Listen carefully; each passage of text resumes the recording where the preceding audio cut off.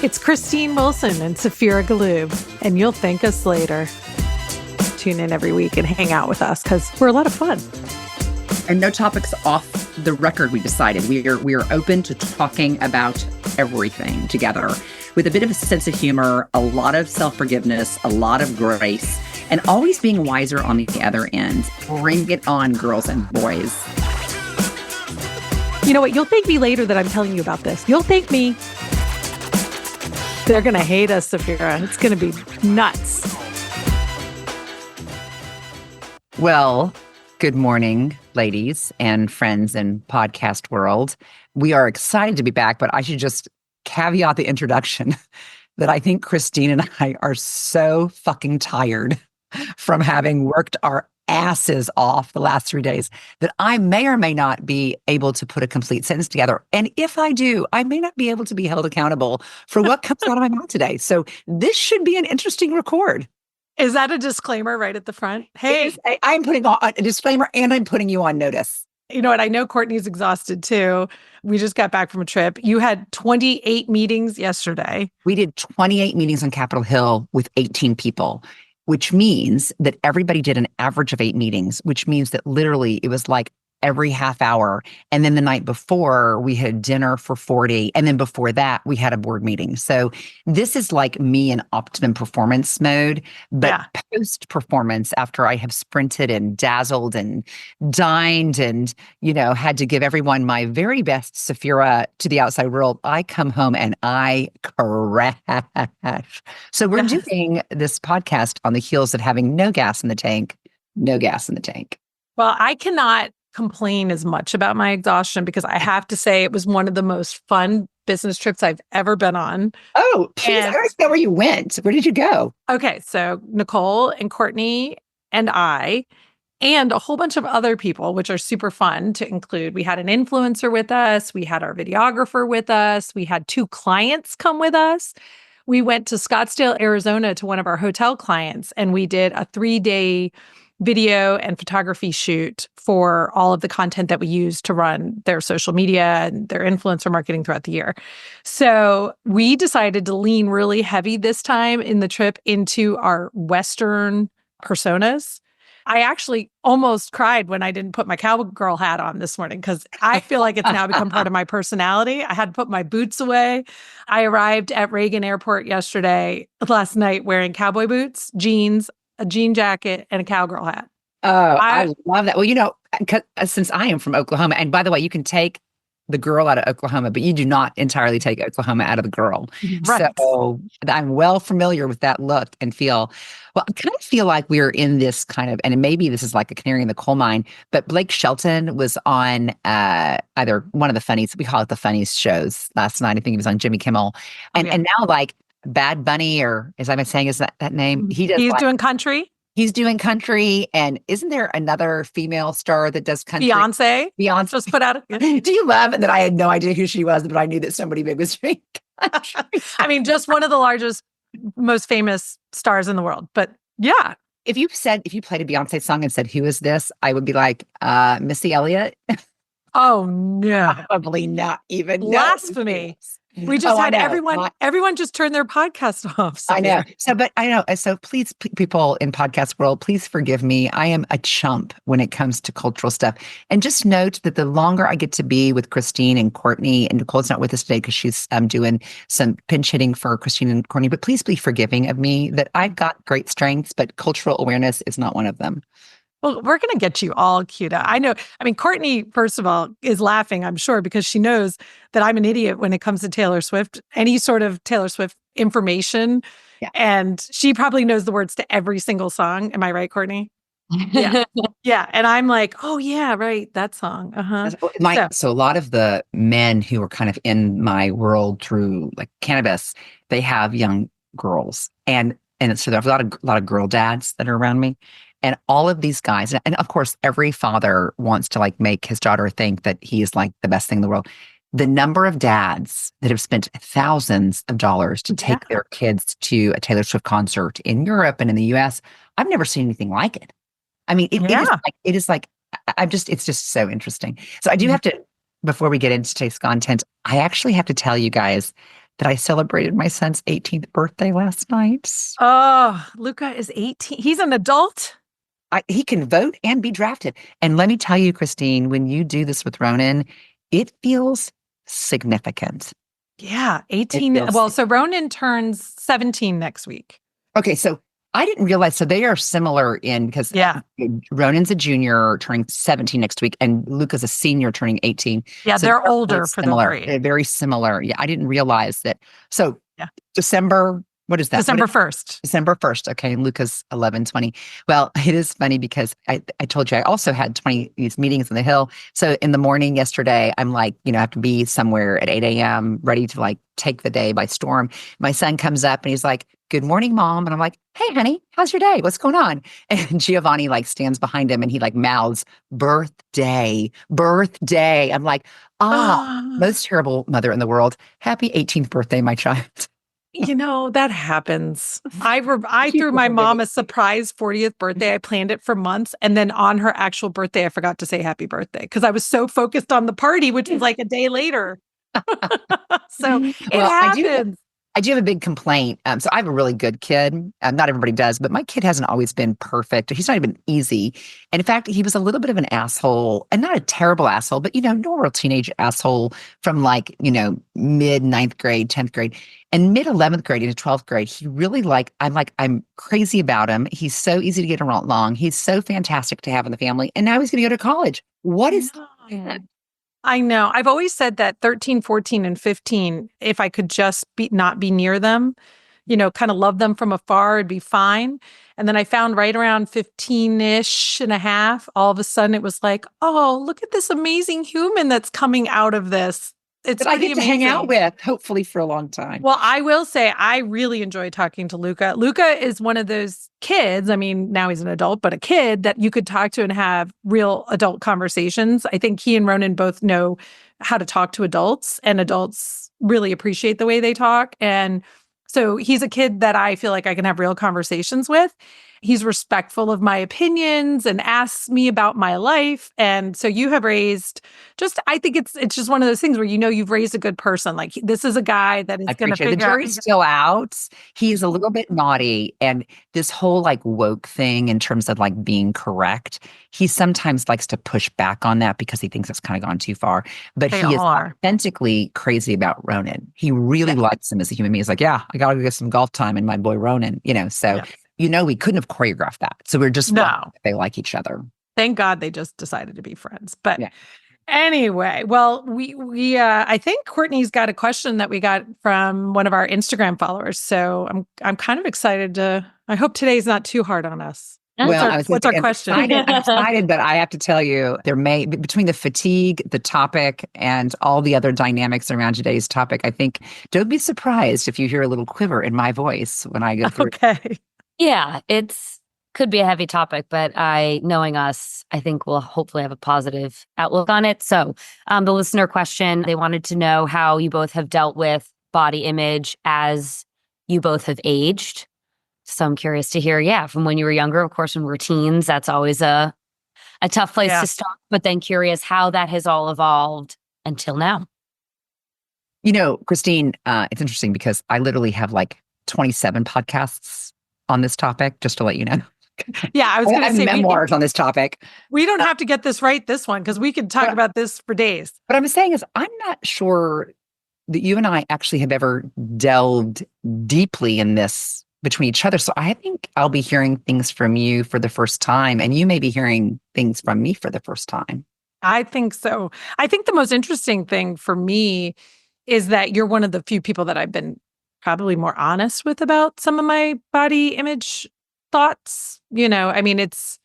I am a pretty open book. Courtney's probably like, what the frick? You tell us your thoughts, your innermost thoughts all the time. But I think the interesting thing for me in learning from you is, you grew up with a father that's a plastic surgeon. So I always wondered, like, how did that affect you even from like a young age, knowing that this person in your life was helping people with body image in so many ways? Like, was it sort of something that you were super aware of at a young age? Yeah, I don't know that I understood the power of one, and I don't want to just say that it's a women and men's. I do think men and women look at it through a different lens, and sometimes I think there's certain overlaps. And I certainly don't. I'm not an expert on this, so it's very much through personal experience. So I would definitely say, kind of early on, I was conscientious that if there were aspects of my appearance that didn't suit me, I had an outlet to adjust them or make slight tweaks to them and so forth. And it was, but it was so normalized that it Mhm. wasn't a big deal. So like I kind of teased my dad that he didn't, and I'll just, for those who are on video, I had my cute little tip of my nose has been adjusted.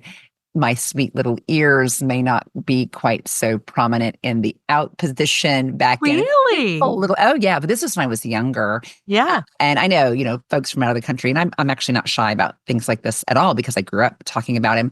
And there's a correlation between, vanity and meh, meh, meh, and how you perceive yourself. So I definitely kind of knew that there were things that I could tweak, but I actually think the topic on body image, in addition to kind of, we'll call it aesthetic attributes, I think it's actually a really broad topic, but that's Uh-huh. definitely one component of it. I was just being able to change your aesthetic was really normalized for me. It wasn't a big deal. We had people who stayed in our house that were having like procedures. And so I saw it from before and after. And I just thought, well, that's just the way it is. Yeah. It Right. wasn't anything that was odd for me.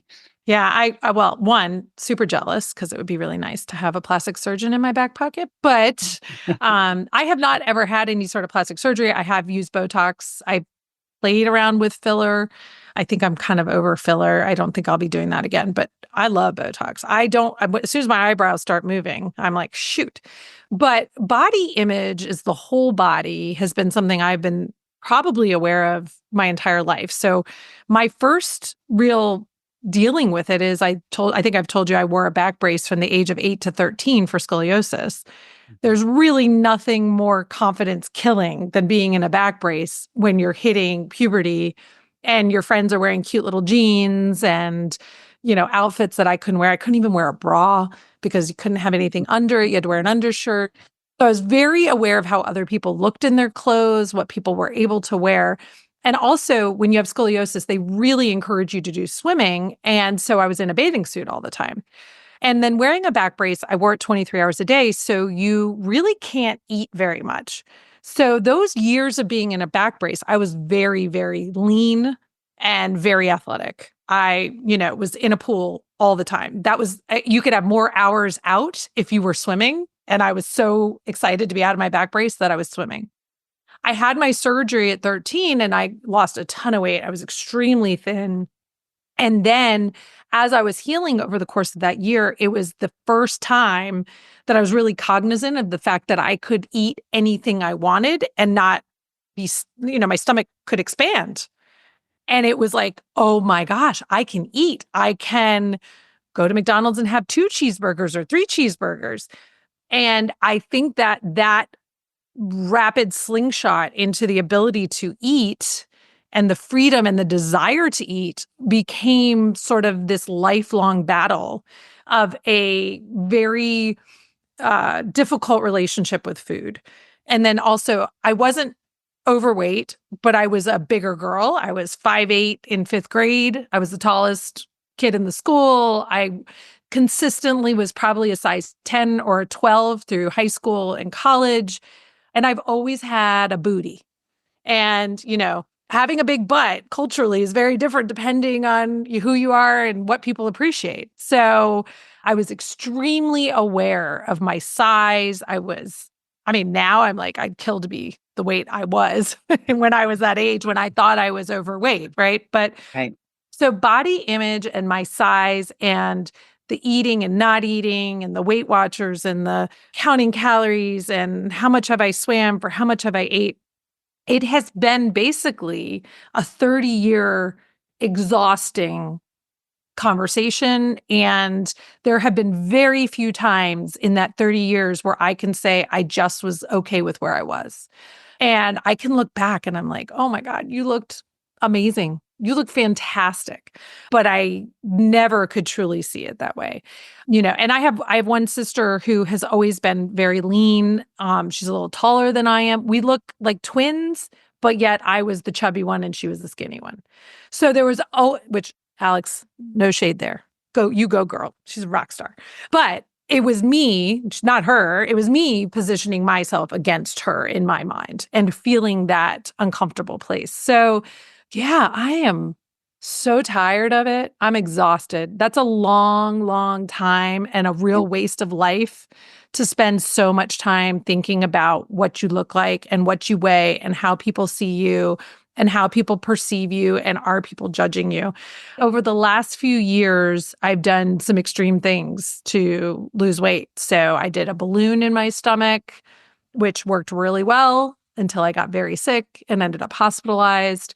I remember that. Yeah, I it was really remember bad. It's really Ended up gaining that weight back. And now I am on Zepbound and I am super, super happy. So it has really changed how I feel. And I think that nonstop chatter in your head about food, they say the actually what's in the GLP-1s actually calm that chatter. So I think my thoughts were just always about when can I eat? Don't eat too much. When will I get food again? Don't feel guilty that you ate the food. It was just nonstop conversation. And now I just don't think about food. And I literally, there are times where I'll sit down at the table. I'm like, I couldn't eat right now if I tried. I just am not hungry. I think I also just never knew how to sit down at a table and truly eat what I wanted versus what was put in front of me or what I felt obligated to eat. So I am a huge, huge proponent of this medication. I think it's life-changing. I'm hoping it gives me a much better life of health versus I don't need to wear tube tops and bikinis. It's not my goal. My goal is really to be healthy and also to stop the unhealthy conversation that goes on in my head with myself. So sorry, that was a that is long talk there. First of all, I think your courage in expressing your vulnerability, one, I think it is probably shared by like 98% of women out there. I mean, even if your personal experience is slightly varied and unique to yourself, and I use the word body dysmorphia, I'm sure there's like some sort of medical diagnosis of body dysmorphia, but I also believe remember, in my belly dance teacher world, I think I probably came into contact with close to 15,000 women over my 13 to 14 years of teaching. And I can tell you that the theme for teaching belly dance was not, let's teach belly dance. It was, let's navigate women feeling different about their body. Because, and this is my personal experience, that you take adult women, it doesn't matter what they've accomplished, what they've experienced, really, unless they have had kind of a traumatic disease, which I think gives people really, really important perspectives on health and what they are happy about, not happy about. Unless that's happened, my experience with almost every woman I have worked with is a dysmorphia. And I'll use the word dysmorphia, not that, I mean, there's extremes of dysmorphia, and we see it in, other diagnoses, but not one woman I could say that I worked with knows the way the world sees them, and they see themselves differently, and they cast a judgment on that. And then the question becomes, is that judgment within a range of something that is sane or slightly insane? And what you described was kind of being a little, I mean, not insane, but like a really maybe irrational, or just something that was just like a constant feeling of being inadequate or whatever, like not good enough, like not right.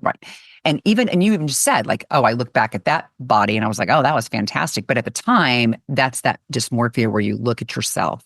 So I'm actually going to speak I'm going to talk personally, but I actually would like to talk about my experience in having worked with all these women, because that's really informed my impression. And I very much try to call on that when I'm dealing with my own stuff. Were you going to? Sapphira, can I tell you a really quick thing? Yes. When you were my belly dancing teacher, you know what the first thing you said to our class was? I don't even remember. Hi, my name's Sapphira. I want everybody to be really comfortable in this classroom. We are all different body sizes. We are all going to shake it a little bit differently. Sometimes I shake it and I've got a little more belly, and sometimes I don't. And I want you to be comfortable and happy in this class. That was the first thing you said in that class. And it changed my perspective on the whole thing immediately. It made me so much more comfortable. It made me so much happier because the girl I took it with was a good friend of mine who was stick thin. And Yeah. I was already aware of the fact that I was bigger. The irony in the belly dance world, because the movement, like your body is your instrument. And so in order to see the movement, you've got to have some residual to kind of see the reverberations. Yeah. And the really, really petite girls that had very, very low body fat, they couldn't make that jiggle happen. And Yeah. so literally they're like, I'd like to have a little jiggle because I'm working so hard and you can't see anything. So it really did kind of like balance out the way the rest of the world sees. But I promise you, so for everybody out there, if you think that you are alone in having some sort of body dysmorphia, that is probably the one thing that connects you with every other woman.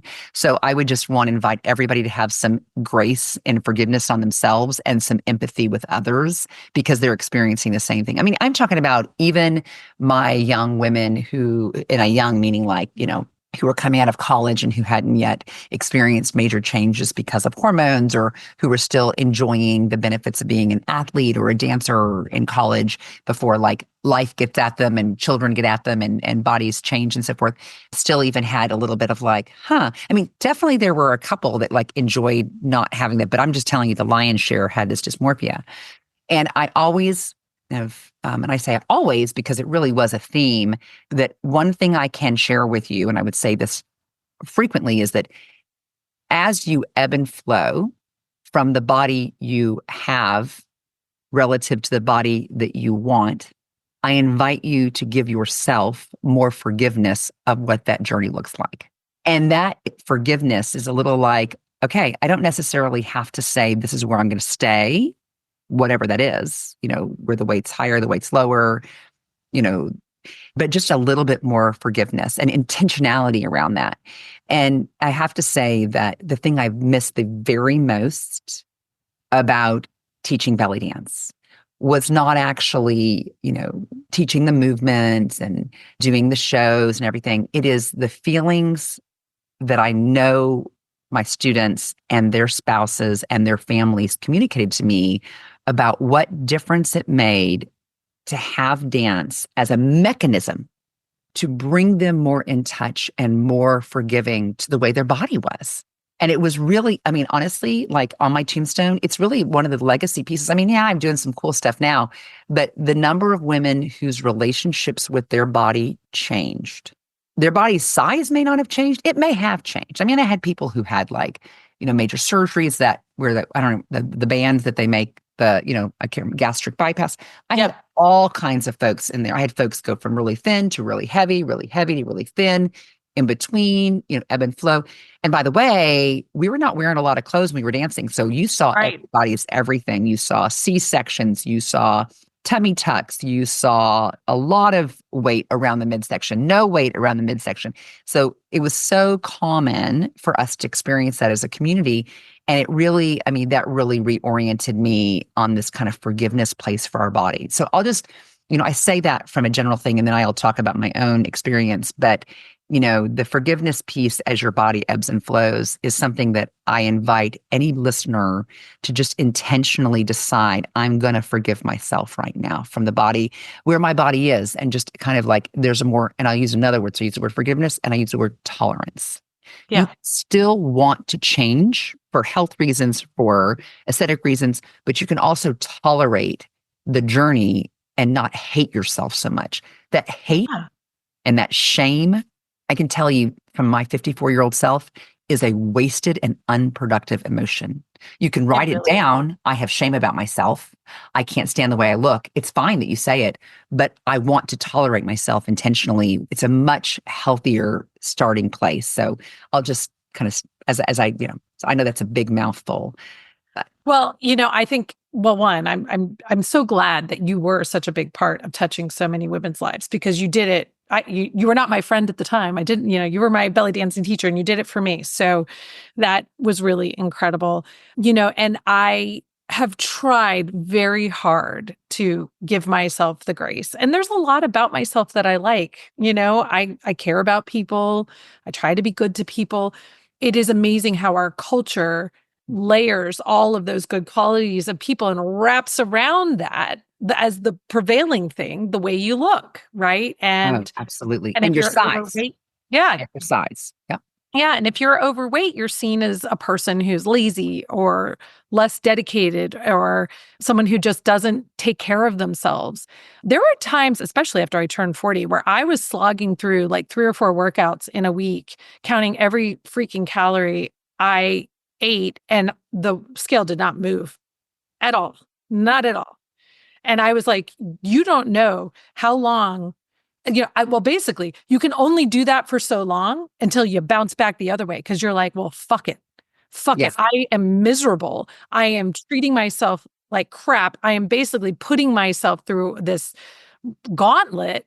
I see no outcome for it. Forget it. I give up. Fine. I'm just fat and ugly. And that's where I'll be.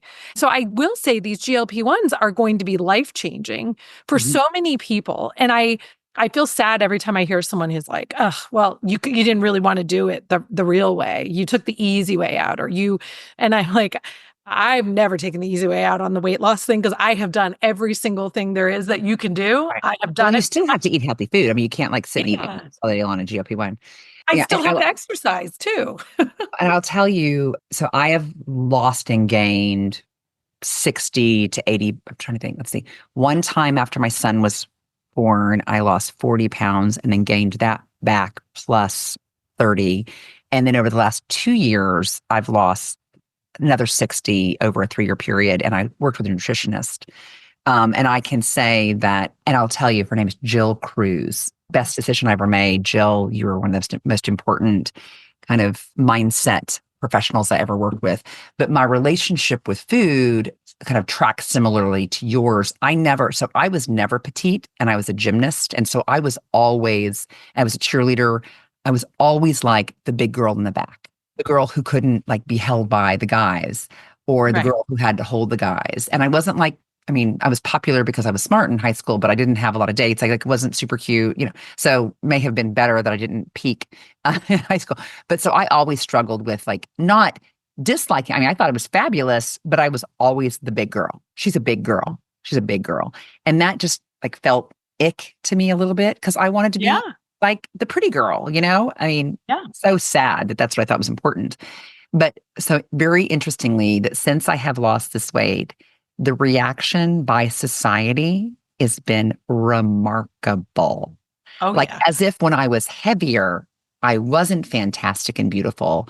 But Mhm. now because I'm leaner, I am now fantastic and beautiful. And the positive reinforcement, like, oh my God, you look amazing. You look, I mean, this is where I want to be because I feel better. I feel better. But I'm telling you, like the asymmetry with the Yeah. feedback, it is like we should be ashamed of ourselves as a society for the shame we place on other people for their weight. And we as a society should do better. It is so not embracing of the human that is brought into our world. And I just want everybody to take responsibility for it. 100%. Safira, I'd say I miss your big, beautiful boobs. So they were boob-alicious. So Well, I will tell you, I had to buy only bras. So that shit is meaningful. I remember your 50th birthday. I walked in, I was like, you have the best boobs I've ever seen in my entire life. You should absolutely. I mean, this is such a great. I think we should definitely put pictures of like befores and after in Safira and Christine at different stages, and definitely put that dress and those boobs in my. I think what did she look like? What does she look like now? I will say I have this like mantra, which is strong is my new sexy. Strong is my new sexy. Strong is my new sexy. Yeah. So, but I struggle with it. I struggle with what the scale says. I struggle with what I look like naked. Yep. And my husband loves the way I look now. I mean, I think he prefers me thin. He would probably take issue with that. But I'm just saying, like, to all of our listeners for whom this conversation is resonating, 1, you are not alone. 2, there is a way forward for you. 3, forgive yourself and find the way. And the way may be partially medication, partially a mindset coach, but we can make these changes. My mom actually, my mother is amazing. Her relationship with food is a bit jacked up as well. I would love to hear, Christine, about what your mother's relationship with food. And I think my mother told me that my grandmother put my mother on diet pills at 13. So lots of unhealthy stuff there, and my aunt as well.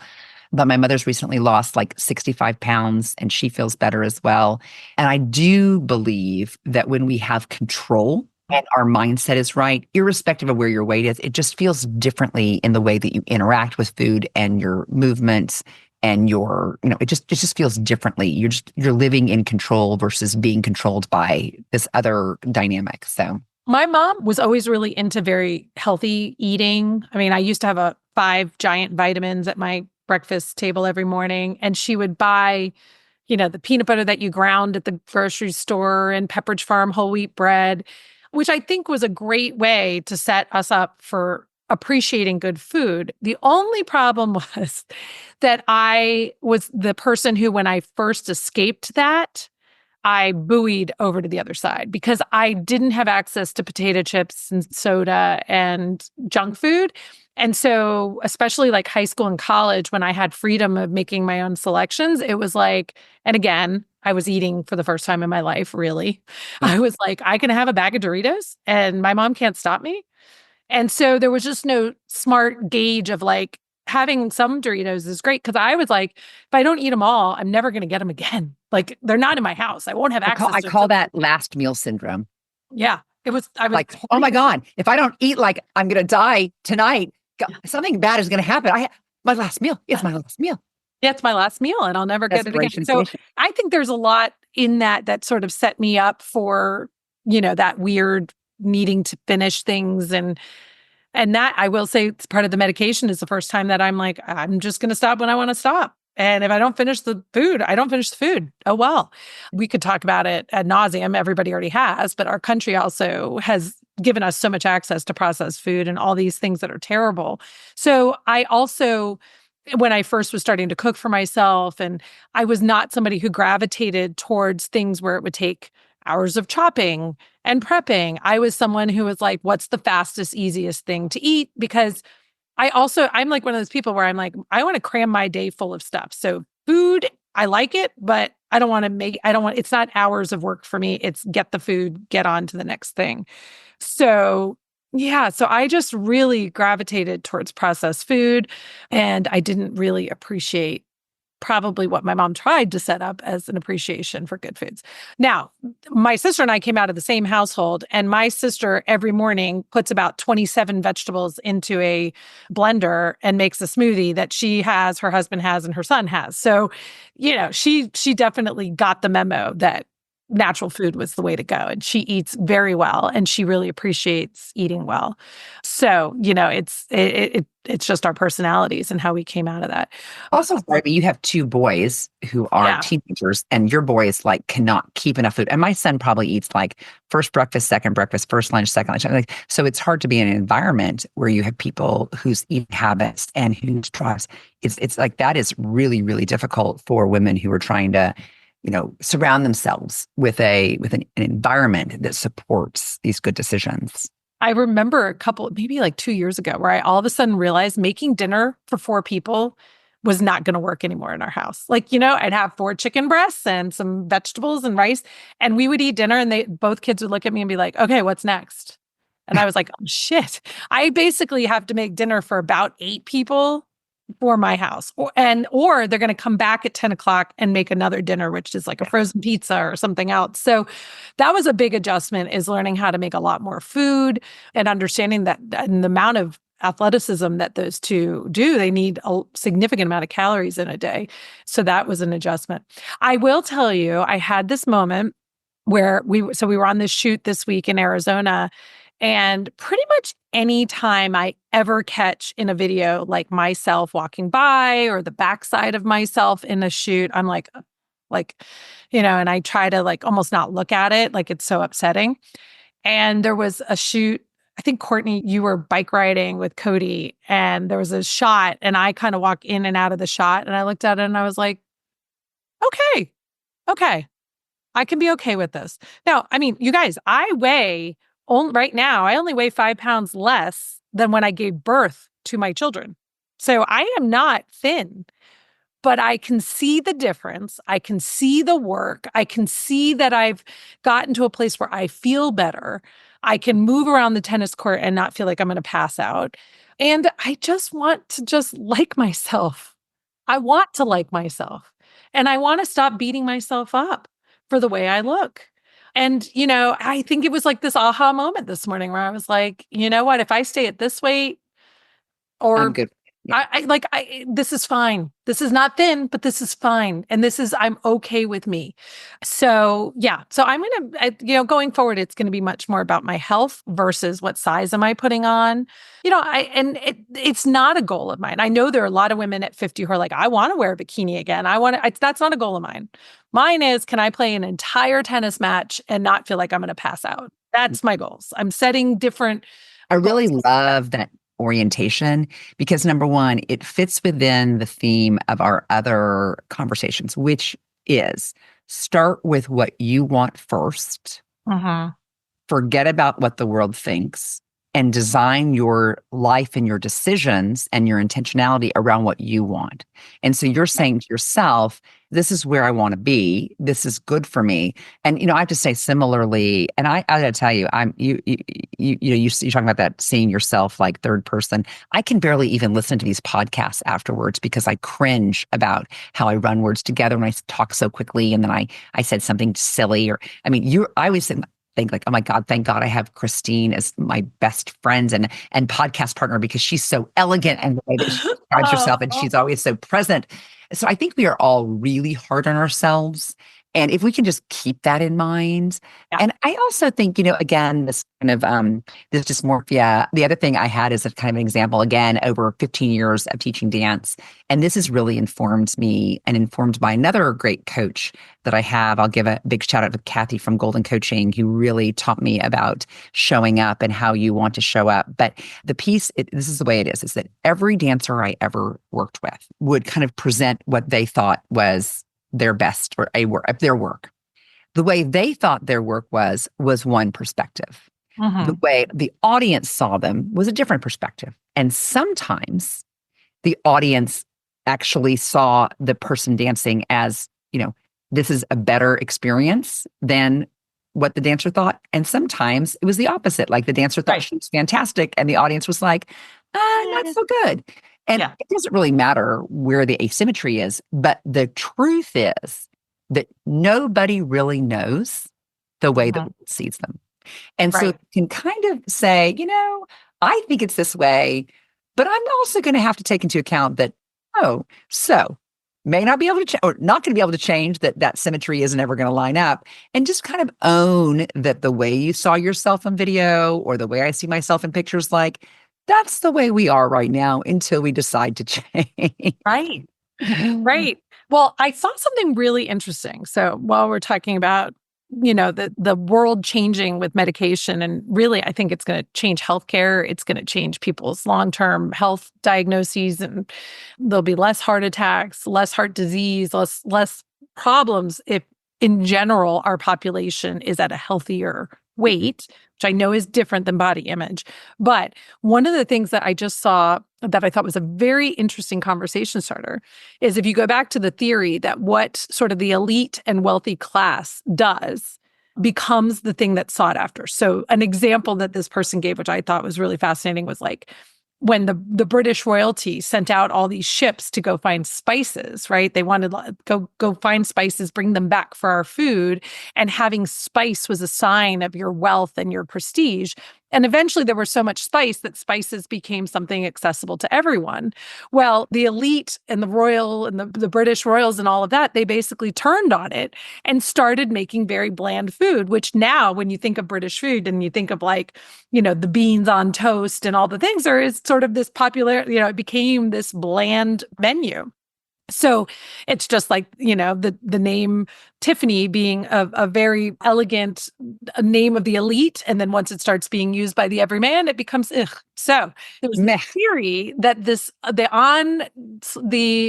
availability of GLP-1s now, because of the price point on most of them, is still pretty high. You're looking at people more of upper wealth and status that are probably have access to them. And as the prices come down and it becomes more accessible to everyone and people become thinner, there may be a turn by the higher status folks of not wanting to be so thin.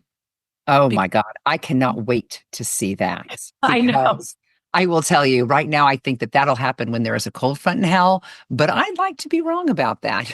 I mean, think about the Botticelli women. I mean, there Well, has that's true. That is so times true. where Romanesque curves, women. Yeah. Yeah. well, and I also will with have, if that is the case, I will have lived in the wrong time frame because if that was the case, I would have been a freaking Vogue cover model because I yes, was that Botticelli woman. I mean, like totally ass hips, really like pale skin. I would have owned that. yes.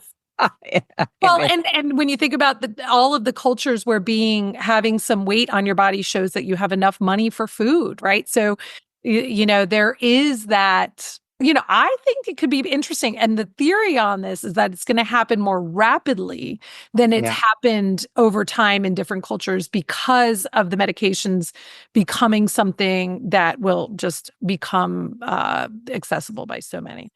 Well, So I yes, just I will have you're been the wrong side at the wrong. yeah, I the will have wrongful done everything timing, right? opposite. Well, I also think what's really notable here is that you and I are two Caucasian women. We're part of Caucasia. I Yes. just the Hassan Minaj video, Caucasia, and what is the? Oh, gosh, now I'm going to get it wrong. Beijestan and Caucasia. I haven't seen that. So we're part of Caucasia. I remember I was in New Orleans, kind of when I was at my heaviest, and this guy was like, "You, the thick most white girl I ever saw," and I started to cry. Yeah. And my friend was with me, and she was like, "He just gave you like the ultimate compliment, like you were a queen." And then I went back like 50 pounds lighter, and they're like, "Girl, what happened to you?" And I was like, "What do you mean? What happened to me? I look great." He's like, "Girl, you got no booty. You don't look great. Where your booty?" You lost everything that we admired about you. Yes. Culturally, it also makes a big difference Yep. on what the aesthetic preferences are. So, maybe folks who want to be appreciated just need to change their cultural landscape so they have they're appreciated from a higher level. So I said this on a couple podcasts back, Courtney, and I'm not sure where we really shook out with it, but I have a theory, and it could be very wrong, but this is kind of coming from all my research on TikTok, which is very scientific, that I feel like women in your generation are trying, at least, I don't know if they're fully successful, are trying to be more accepting of various body types and be a little bit healthier with body image than our generation. Are you seeing that, or am I just projecting my own insecurities out there? I think we are as women. I think there are a lot of people who are doing videos now of like Zara haul on a size 10 body, and they're doing a lot of like, here, I'm showing you what clothes look like on me on real, like different sizes. So if you look like me, like you can see someone online who you can follow who isn't just some Model. So I see a lot of that showing kind of real bodies, different bodies, diverse bodies on social media, so people feel like they have somewhere to go and can relate.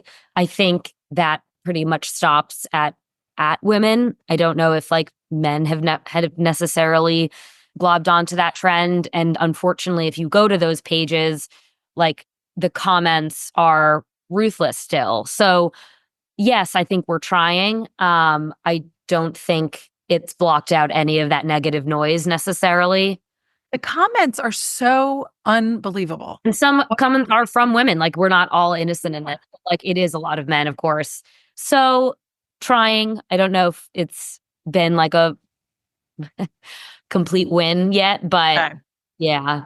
If women, so this is kind of a challenge for women. Mm-hmm.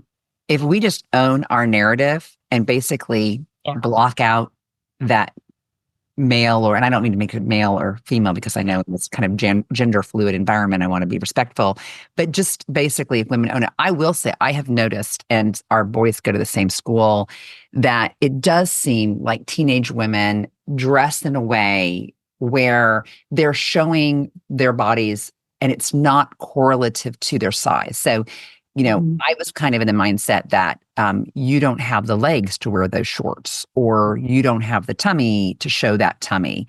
And it feels like now, and this is very like just walking around, that I'm seeing younger women with a lot of very variables in their body types wear clothes that I may not have been, my mother would have found to be unacceptable, or even now because of my, mindset being so shift, like I actually myself would not wear a pair of shorts because I was like, oh, my legs couldn't handle a pair of shorts. I don't wear shorts. I don't wear shorts. Yeah. I just told everybody the other day, I was like, I don't wear shorts. And it was all based on the size of my thighs and my butt. Don't wear shorts. So, I mean, we have retained on like a kind of we'll call it residual of that negativity. Because, one of the things I will say, and this is kind of, I was really trying to think about ways to communicate my evolved mentality around body image, because I'm in a better place now than I've been in other times of my life, is I want to build muscle memory when I'm in a good place. So and I just want to say that I want to build, how you have muscle memory in movement I'm